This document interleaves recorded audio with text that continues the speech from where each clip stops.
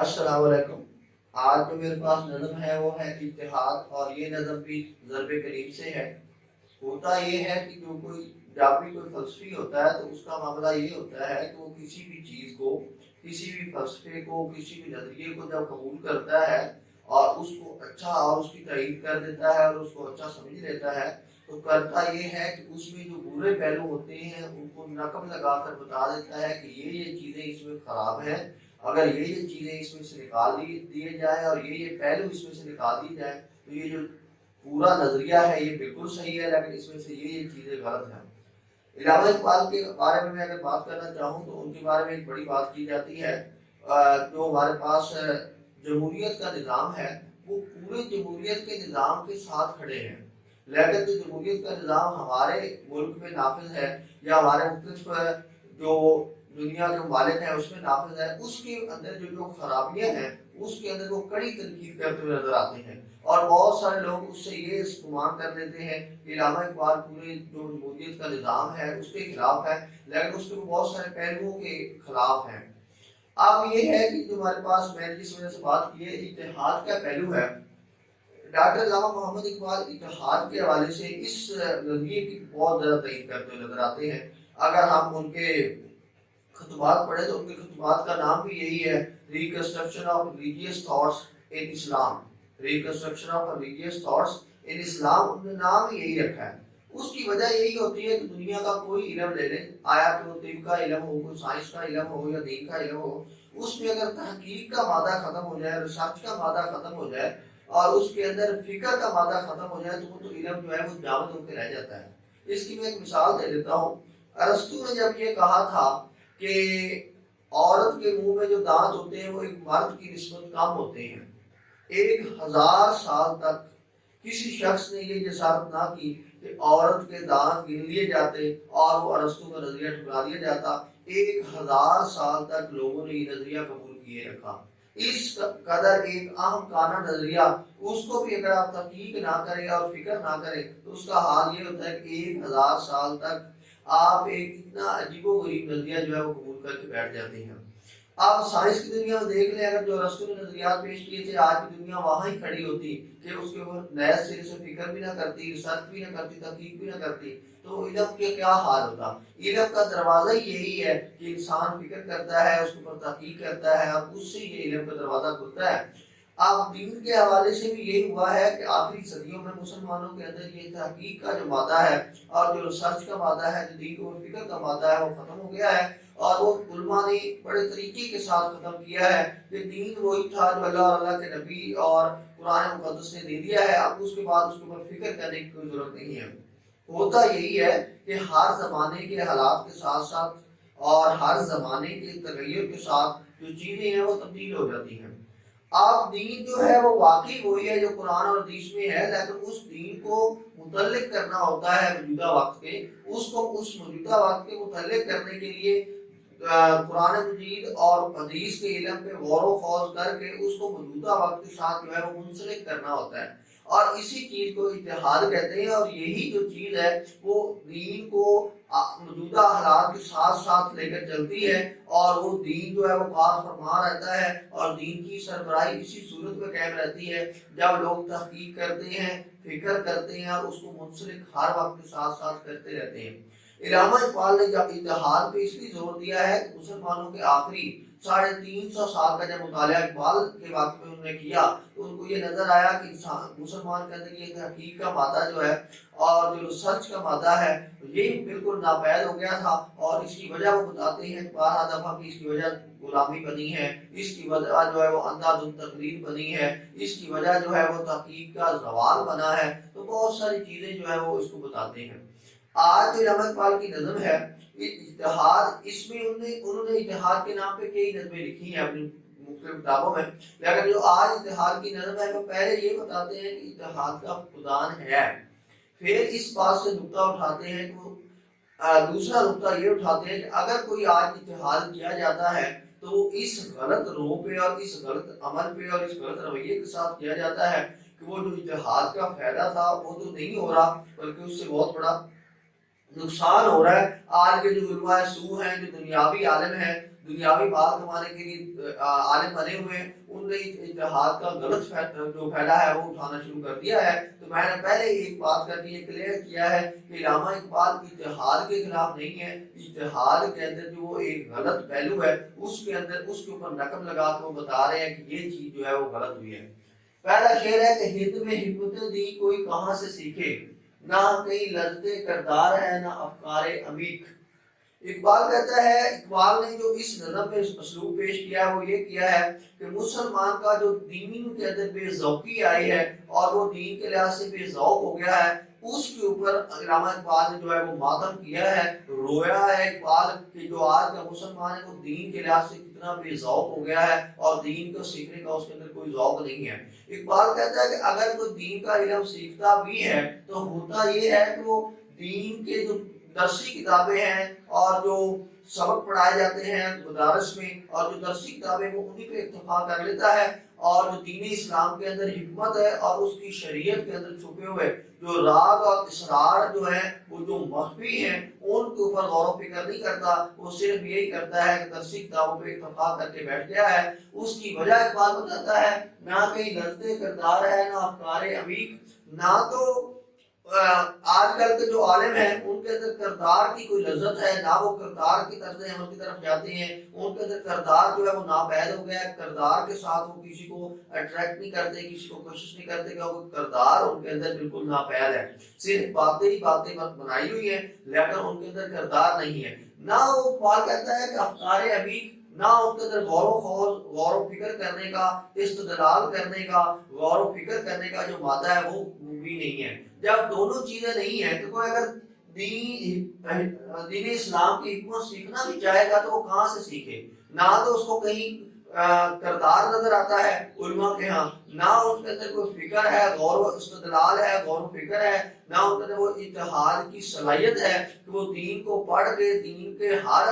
جو موجودہ وقت کا عمل ہے اس کو قرآن و حدیث کے مطابق جو ہے منسلک کریں۔ اتحاد دراصل ہوتا ہی یہ ہے کہ آپ نے قرآن و حدیث کے مطابق اس مسئلے کا حل نکالنا ہوتا ہے، اور ایسا حل نہیں نکالنا ہوتا کہ جو حال جو قرآن و حدیث کے بنیادی کنسیپٹ ہے اس کی کیا ہو جائے، الٹ ہو جائے، مخالف ہو جائے۔ اب یہ ہے کہ حلقہ شوق میں وہ جرت اندیشہ کہاں، آہ محکومی و تقلید و زوال تحقیق۔ کہتا ہے کہ حلقہ شوق رہ گئے، کہتا ہے بات رہ گئی صوفیوں کی جو بیٹھے ہوئے ہیں بڑی بڑی درسگاہیں اور بڑی بڑی سنبھال کے جو ہے اپنی جگہ پہ بیٹھتے ہیں اور انہوں نے بڑے بڑے آستانے جو ہے وہ سنبھالے ہوئے رہ گئے، وہ صوفی۔ کہتا ہے وہ جو صوفی ہیں ان کے اندر بھی غور و فکر اور غور و خوض اور سوچ وچار کرنے کی جو صلاحیت وہ ختم ہو گئی ہے، اور ان کے اندر بھی وہ بھی غور و فکر نہیں کرتے، انہوں نے بھی اس دین کو اپنے مقاصد کے لیے اور اپنی دنیاوی مقاصد کے لیے استعمال کرنا شروع کر دیا ہے۔ اس کی وجہ کہتا ہے کہتا ہے افسوس، ماتم ہی ماتم ہے، دکھ ہی دکھ ہے۔ اس کی وجہ یہ بنی ہے کہ انہوں نے محکومی اختیار کر لی ہے اور وہ دوسرے لوگوں کے غلام ہو گئے ہیں۔ تقلید، انہوں نے اندھا دھند دوسروں کی تقلید شروع کر دی ہے۔ جب انسان کے اندر غور و فکر اور غور و خوض کا مادہ ختم ہو جاتا ہے تو پھر انسان جو ہے وہ دوسرے کے اندر جو تقلید کرتا ہے، ظاہر سی بات ہے جب کسی شخص کے پاس خود کے پاس اپنا علم نہیں ہوتا تو وہ دوسرے کا علم تو آنکھیں بند کر کے جو ہے وہ قبول کرنے کو تیار ہوتا ہے۔ اور زوال تحقیق، اور تیسری وجہ اقبال کہتا ہے اس کی وجہ یہ ہے کہ ہمارے اندر جو تحقیق کا مادہ تھا وہ زوال پذیر ہو گیا ہے، وہ بالکل ختم ہو گیا ہے، جو کہ غلام قوم کے اندر اکثر ہی ختم ہو جاتا ہے، اور بلکہ لازمی جز ہوتا ہے، لا ینفک جز ہوتا ہے کہ وہ ختم ہی ہو جاتا ہے۔ آگے اقبال کہتا ہے خود بدلتے نہیں قرآن کو بدل دیتے ہیں، ہوئے کس درجہ ہو کہانے حرم بے توفیق۔ شروع میں میں نے جو تمہید باندھی تھی اس کا شعر جو صحیح مستحق ہے وہ یہ ہے۔ اقبال کہتا ہے کہ جب یہ اتحاد کرنے کی باری آتی ہے، اتحاد کبھی کرتے ہیں، پہلی بات تو یہ غور و فکر کرتے ہی نہیں ہے، ان کے اندر تحقیق کا مادہ ہی نہیں ہے، اور یہ کسی طرح سے حکمت دین کے اوپر اور شریعت کے اسرار و رموز کے اوپر دھیان دیتے ہی نہیں ہیں۔ لیکن کہتا ہے اگر دیتے ہیں تو یہ کرتے یہ ہیں، وہ لوگ دین کا علم سیکھتے ہیں وہ کرتے یہ ہیں کہ خود تو اپنے آپ کو دین اسلام کے تابع اور قرآن مقدس، قرآن مجید، فرقان حمید، کتاب میزان، کتاب فرقان اور نبی اکرم صلی اللہ علیہ وسلم کے فرمان کے مطابق خود کو تو کر نہیں سکتے، خود کو تو ان کے تابع کر نہیں سکتے، پھر کیا کرتے ہیں کہ جو قرآن مجید ہے اس کی نئی نئی تعویلیں اختیار کر کے، نئے نئے رخ اختیار کر کے، اس کی نئی نئی جو تعریفیں ہیں اور آیت کے نئے نئے جو مفاہیم ہیں وہ بیان کر کے قرآن کو اپنے مطابق بنانا شروع کر دیتے ہیں، قرآن کو اپنی مزاج کے مطابق، اپنے رہن سہن کے مطابق، اپنی عرائش کے مطابق، اپنے مطابق قرآن کو ڈالتے ہیں، اپنے عمل کے مطابق قرآن کو ڈالتے ہیں، نہ کہ قرآن کے تابع ہو کے چلیں۔ تو کہتا ہے کہ ہوئے کس درجہ بہانے ہر بے توفیق، کہتا ہے وہ کتنے بے توفیق ہو گئے ہیں کہ اپنے آپ کو تو قرآن کی تابع نہ کر سکے، لیکن جب نہیں کر سکے تو اپنے عمل کے مطابق جو مفاہیم تھے قرآن کے وہ جو ہے وہ ڈالنے شروع کر دیے۔ ڈاکٹر علامہ محمد اقبال نے ایک جگہ اور فرمایا تھا کہ کلام تیرا برحق ہے پر اس دور کے مفسر، کلام تیرا برحق ہے پر اس دور کے مفسر، مجھے ڈر ہے کہ کہیں بنا نہ دیں اسے پیند، مجھے ڈر ہے کہ کہیں بنا نہ دیں اسے پیند۔ ڈاکٹر اقبال نے کہا تھا کہ کلام اللہ تعالیٰ کے نبی، اللہ اور اللہ کے نبی کی ذات بالکل قرآن مقدس برحق ہے، اس میں کوئی شک ہی نہیں ہے، لیکن مجھے یہ خوف پڑ گیا ہے کہ اس دور کے جو مفسر ہیں، یہ جو آیا آتش پرستوں کی جو کتاب پیند ہے جس کا ہر سال نیا ایڈیشن آتا ہے، یہ مجھے ڈر پڑ گیا ہے کہ قرآن مجید کو کہیں وہ پیند کتاب نہ بنا دے۔ اس کی بالکل جو صحیح چیز ہے، اگر آپ مثال ڈھونڈنا چاہیں تو آپ اردو بازار جائیں، آپ ان سے کہیں کہ میں نے قرآن مجید کی تفسیر لینی ہے، تو وہ آپ سے یہ نہیں پوچھیں گے قرآن مجید کی تفسیر لینی ہے، وہ آپ یہ پوچھیں گے کس فرقے کی تفسیر لینی ہے۔ قرآن مجید کی تفسیر تو الگ ایک ہی ہونی چاہیے، قرآن مقدس ایک ہے، تو فرقے کی تفسیر کیا ہوئی؟ وہ آپ سے پوچھیں گے کس فرقے کی تفسیر لینی ہے۔ ہر شخص نے جس کو دین کی بنیادی پہلو بھی نہیں پتا تھے، اس نے بھی قلم اٹھا کے قرآن مجید کی تفسیر لکھ دی ہے، اور اس کے اندر جو بنیادی قرآن مجید کے کنسیپٹ ہیں اور جو عربی کے بنیادی اسالیب ہیں ان سے بھی وہ واقفیت نہیں ہے۔ اگر آپ پڑھیں تو بالکل عجیب قسم کی اور بن گڑت سی تفسیریں ہیں جو سامنے آ گئی ہیں، اور ان سے فخر الدین رازی کی تفسیر اگر آپ سامنے رکھ کے دیکھیں اور آج کی تفسیریں سامنے رکھ کے دیکھیں تو انسان کی آنکھیں جو ہیں وہ دیکھتے ہوئے ان کو دنگ رہ جاتی ہیں کہ انہوں نے قرآن کے ساتھ کون سا کھیل کیا ہے۔ اسی بات کو اقبال نے اس وقت ہی کہہ دیا تھا کہ کلام تیرا برحق ہے مگر اس دور کے مفسر، مجھے ڈر ہے کہ کہیں بنا نہ دیں اسے پیند۔ اقبال اسی بات کو آپ بھی بیان کر رہا ہے کہ یہ خود تو بدلتے نہیں ہیں، اور قرآن کو بدل کے اپنے اعمال کے مطابق، اپنی سوچ کے مطابق، اپنی فکر کے مطابق، جو علماء کی فکر ہے اس کے مطابق قرآن کے معنی ڈال دیتے ہیں۔ ڈاکٹر اقبال نے اسی چیز کو